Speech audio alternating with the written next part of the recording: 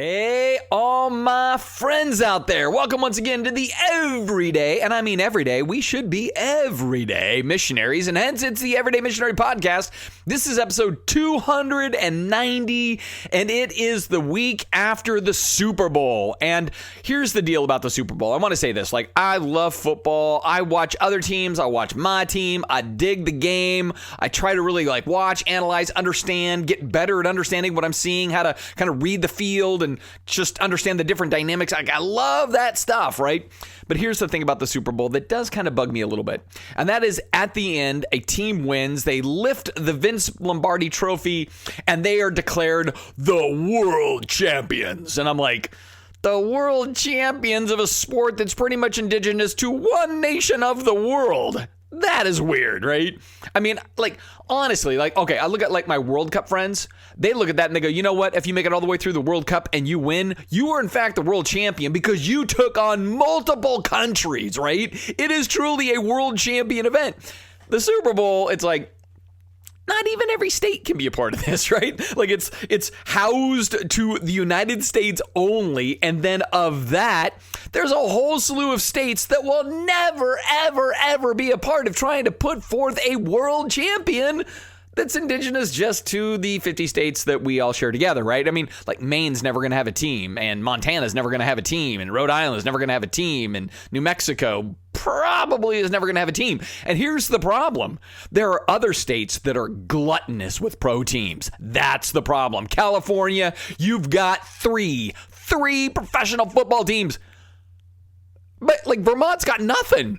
Give Vermont the Chargers at least. They're kind of almost aimless right now. Give Vermont the Chargers. That's what I'm thinking. Same with New York. You got too many teams, man. Cough something up. Texas, cough something up. It's when you've got multiple teams in your state, you're just hoarding now. That's just not right. So anyway, world champs, let's call it partial United States champs, and that would be a better way to do it. Nonetheless, had a fun time watching the Super Bowl. But of course, the big thing with the Super Bowl is not just the game, but it's also all of the commercials that everybody likes to talk about and kind of laugh at and everything else. I was over at my friends, the Massassini's house for the game. We had a great time all the way around. Great hosts. Had a blast with them.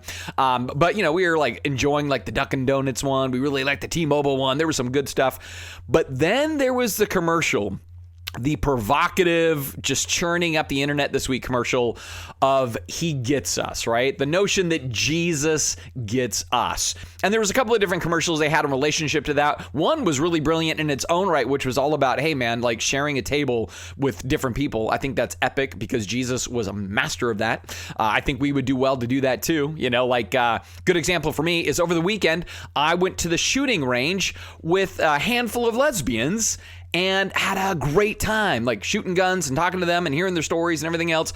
And it's even though it's not a table, it's a range we were sharing. We eventually went from the range to a table and hung out and just, again, it was great to just have face-to-face interaction with people that come from a different sphere of life than yourself, And so that was awesome. But I love that commercial kind of for that reason. But then the other commercial, this was the one that ended up getting a lot more kind of press, a lot more air being expended in podcasts and Christian media and Christian interwebby things over the last few days. But it was the one where it was showing all these depictions of people washing other people's feet. And then it ends and it says, Jesus didn't teach or promote hate. He promoted love, and He gets us, right? And just that has kind of weirdly divided followers of Jesus. And there is kind of the camp that there's multiple camps. One is saying, we could have spent the money on the poor. Totally get it. Not going to maybe get into that too much today. I understand the sentiment of that. Maybe I'll talk about it a little bit, but there's that one. The other camp was wow, that was really amazing and beautiful and thought-provoking, and I love that. And then others were that was thoroughly unbiblical. That doesn't represent Jesus. That's just going to damn people to hell because the whole purpose of that is just to be soft on sin, not expect people to change, and that is a road leading to total, eternal, conscious torment because you are soft on people's offenses toward God, right? So there's this big divide, right? So I'm going to go back for a second on this, and maybe I think there's a couple of things that I think are worth noting on this. First, I want to deal with, is is the message, quote, biblical? And I say, quote, biblical, air quotes are very much in play here because I think that's a really loaded idea because part of that is in the eye of the beholder, honestly. It's like when the Catholics say the Protestants aren't biblical or the Protestants say the Catholics aren't biblical or both say the Eastern Orthodox isn't biblical. I guarantee you they all have a bunch of verses for why they believe what they believe. And so part of this is kind of the angle of biblical plays a lot of that. And that's just a different conversation, different day. One of these days, I'll probably do a message on why I really think that is a rotten word because it doesn't capture really what we're trying to get at. But aside from that, let me use it for a minute and say, here's the thing. Jesus, his message was really clear to his followers. Sermon on the Mount, he says, you used to be able to hate your enemies. Like, remember when we were told that, like, even like in Deuteronomy, we're going through Deuteronomy. I did one of the toughest messages last week. If you didn't catch that, because the message there was go hate your enemies and slaughter them all, right? So you were literally, the command was hate your enemies and kill every one of them in a village, right? Like that was there. But then Jesus says, hey, you heard it was said, hate your enemies, but now I tell you to love your enemies. And then he unpacks it. He says, bless, do good, pray for. He's covering all the bases. This is what you do with your enemies. You don't hate them, you love them. And then certainly to your brother, certainly to your neighbor, he says to love them as well. So did Jesus say love or hate? He said love. So yes, I agree with the commercial that says Jesus promoted love. Jesus taught us to love, not hate. That's the first thing.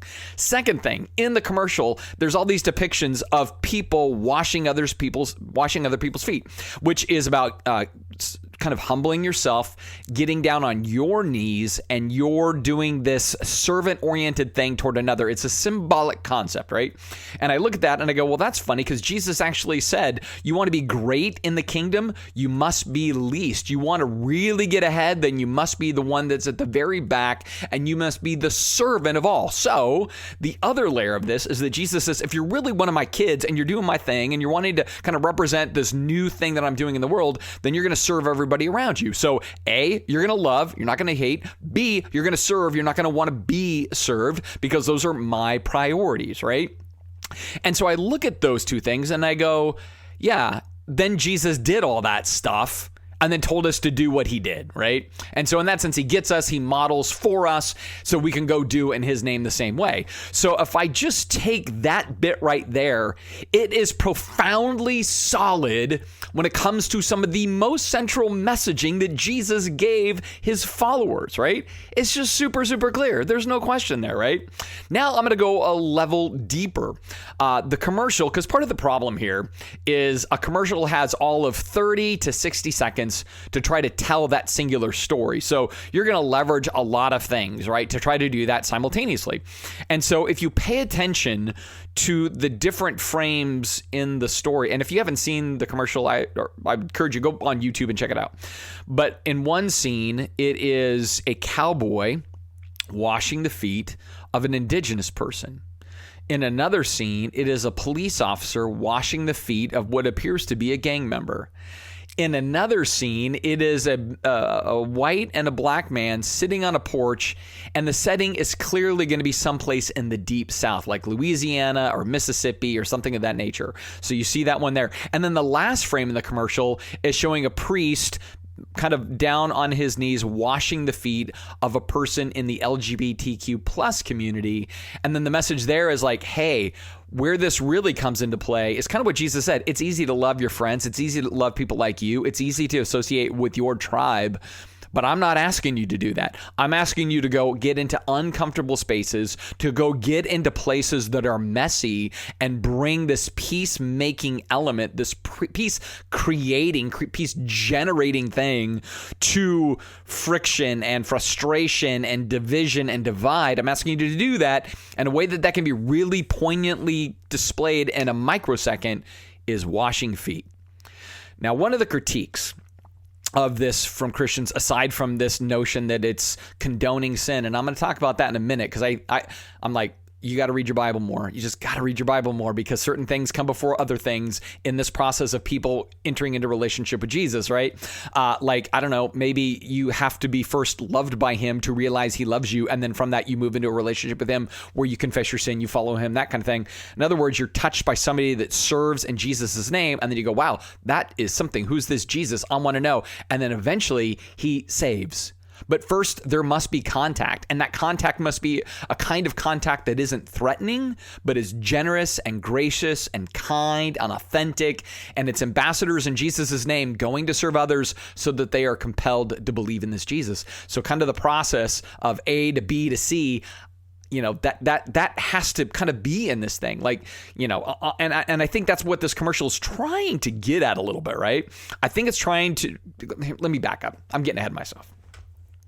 So one of the critiques, aside from the whole, it's not biblical, it doesn't fit my Calvinist, Reformed, or Arminian, or whatever thing, like whatever the thing each person has.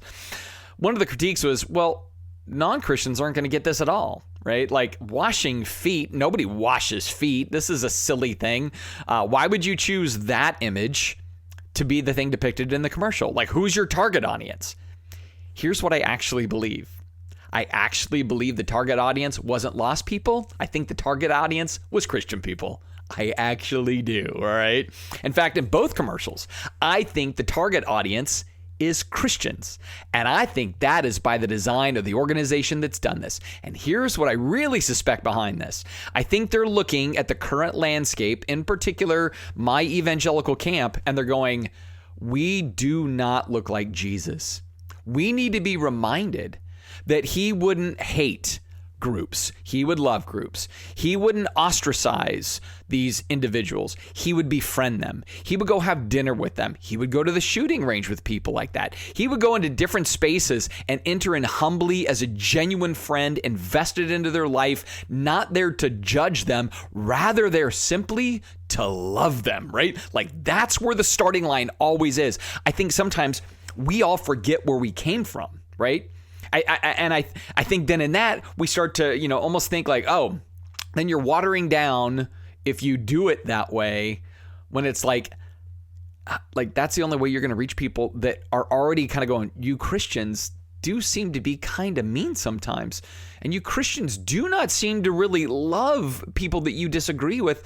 And sometimes you Christians are really using a lot of hurtful or hateful speech, whether it be in social media or your primary voices out there or whatever it is.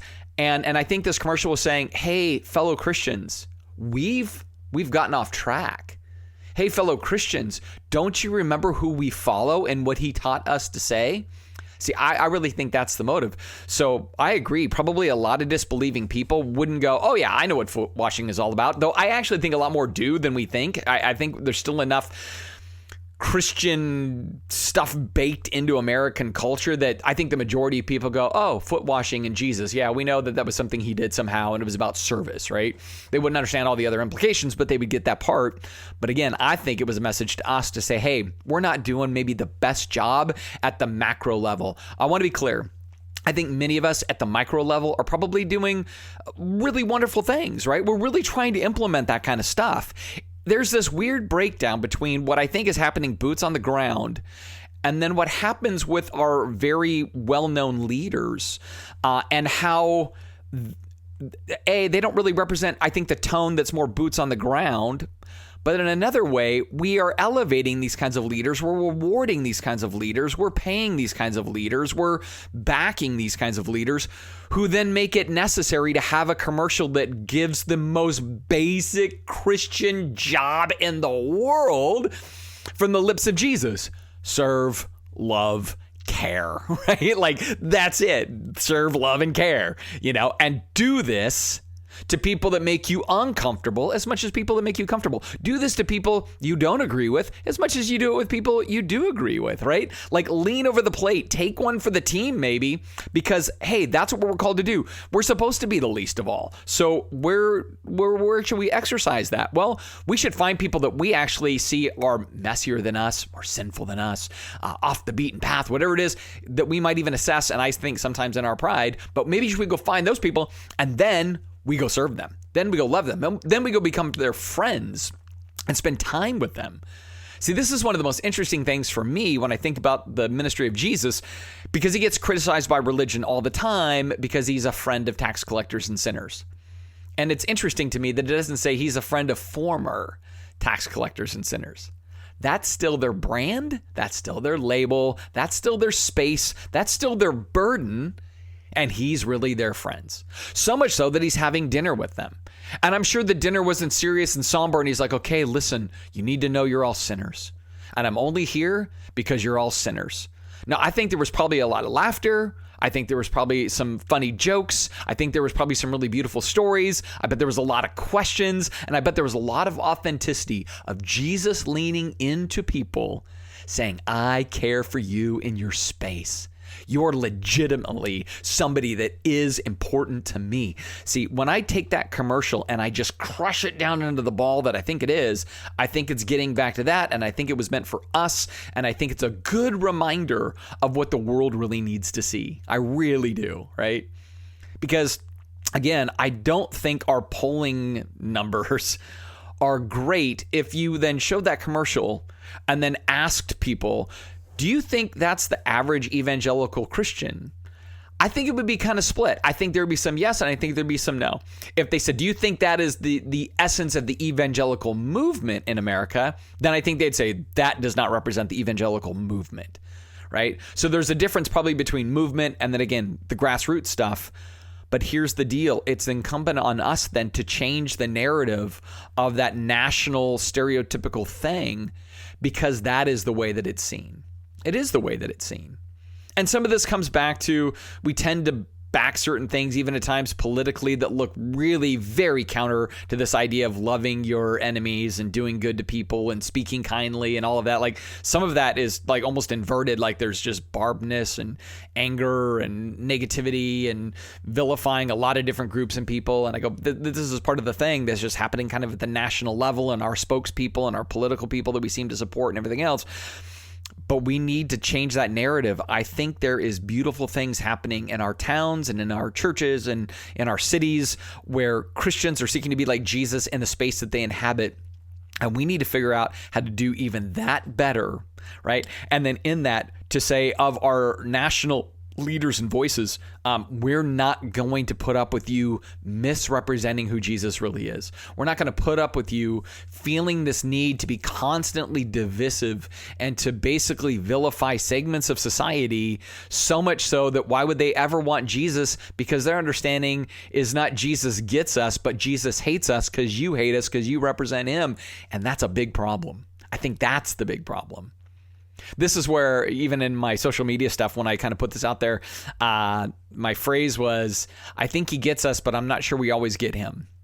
And I think part of that is we probably root a lot of our Christianity in our intellectualism, a lot of our Christianity in our systematic theology. And I find that maybe the danger sometimes with that is we can almost let systematic theology override the most kindergarten level stuff that Jesus tells us to do. Because we go, wow, that might send the wrong message. That might make it look like we're too, again, soft on sin, or we're turning a blind eye, or we're just tolerating lukewarmness or whatever else. And I think that's exactly what Jesus was getting accused of by leaders. Like, you're not hard enough on sin. Why are you putting up with this? Why don't you stone her with rocks? Why did you touch that person? Why did you let her rub your feet? Like they were hypercritical of the exact same thing that I think is happening now. And this commercial just highlights that, right? It just highlights again that there is something about our systematized way of seeing religion that will almost condone us when it comes to then overriding Jesus's most obvious, like literally, like kindergartners get this stuff. I don't know why we as adults can't. Like a kindergartner goes, I just know I'm supposed to hold the hands of the kid next to me, and we're all supposed to cross the street together, and we're trying to get to the other side safely, and I'm going to be nice to you and you be nice to me, and I'm going to share my apple slices, and like kindergartners get it. And I think Jesus spoke in kindergartner ways, and we're still probably trying to figure out how to get it. So he gets us. Not always sure we get him. But the way we get him is to get into those uncomfortable spaces. The way we get him is to make these investments. The way we get him is to get into the spaces that he would get into, to love the kinds of people that he would love, to be so influential, so transformational, so just compelling that they go, man, again, this is what I've been looking for. This is what I'm needing, right? See, I think one of the things I've realized over the years is I think even in that systematic theology stuff, we go, if people are hostile to Christians and hostile to the gospel, we assume it's just because they're hostile to God. And I continue to find more and more that it's not people are hostile to God. They're hostile to Christians' representations of Jesus because some of those representations have been pretty harsh or pretty critical, pretty judgmental, pretty rude, or pretty cold. And so the best barometer they have on how legitimate this whole thing is the people that claim to be the guardians and gatekeepers of that. And if our display of that is not, as Andy Stanley likes to say, drawing circles, but rather it's drawing lines, then that's just going to perpetuate. And then we're going to make ourselves feel good. They just hate God. They just hate the gospel. They just hate the truth. And I'm like, if we were just nailing this thing, then maybe I'd be more apt to go, yeah. And I'm not saying that that isn't true for some people. They just, sure, they're going to hate God, hate the truth, whatever else. But I keep talking to people that are outside, but boy, they crave stuff. They crave stuff. But you know what their understanding is? You don't want us. You don't like us.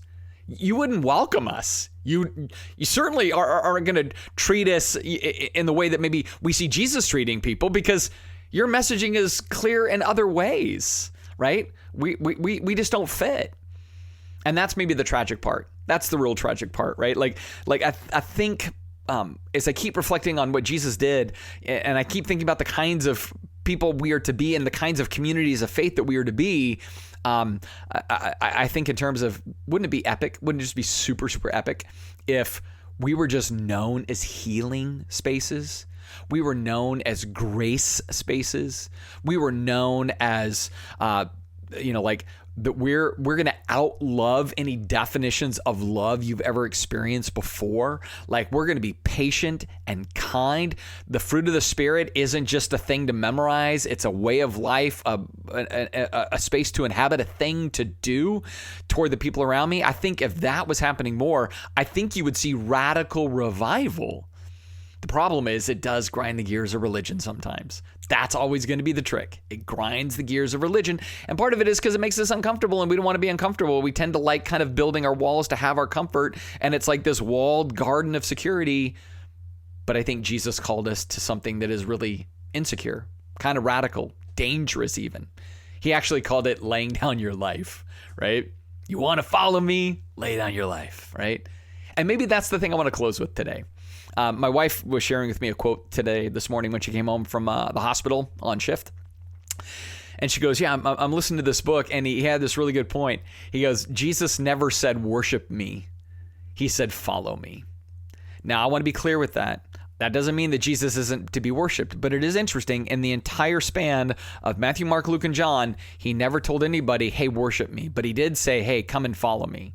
And here's the difference. I think sometimes in the worshiping of Jesus, what it means is us four lock the door, put ourselves in our community of faith and spaces, and we can sing our songs and read our Bibles and have our, like potlucks and small groups and all those kinds of things, which is awesome. I'm not taking away from that at all. I'm not trying to bash that at all. I go, that's really, really awesome. Worshiping is beautiful, and I love worship, and we are meant to worship Jesus and God. But what Jesus told us is follow me. And what he meant by that is, hey, man, pick up a shovel. Hey, man, slap on your sandals. Hey, man, we got to get to work. Roll up your sleeves. We have things to do. And then what did he tell us to do? Man, start loving people. Start doing good to people. Start doing things in such a way that people see our good works and they glorify our Father in heaven, he says in the Sermon on the Mount. So that's our jam. That's our jam, right?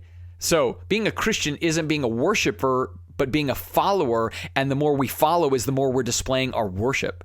Now, again, I know some people are going to misquote me and go like, so Matt says we shouldn't worship. No. Matt is saying, yes, worship. But Matt is making the point that perhaps the way we most worship is that we follow. And the way we most follow isn't just my own personal morality, but it's what Jesus told me to do toward others, particularly the people that I may not see eye to eye with.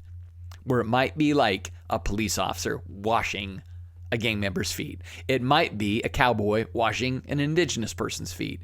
It might be a black man and a white man sitting on a porch together in the deep south. And it might be a priest washing the feet of an LGBTQ plus person. Whatever it is, it's saying, hey, I'm going to find my other and I'm going to love them and serve them, because Jesus did not come to teach hate. He did, in fact, come to teach love. And the more I do love, not just say I love, that's easy, but I do love, well, then the more we're going to be effective everyday missionaries.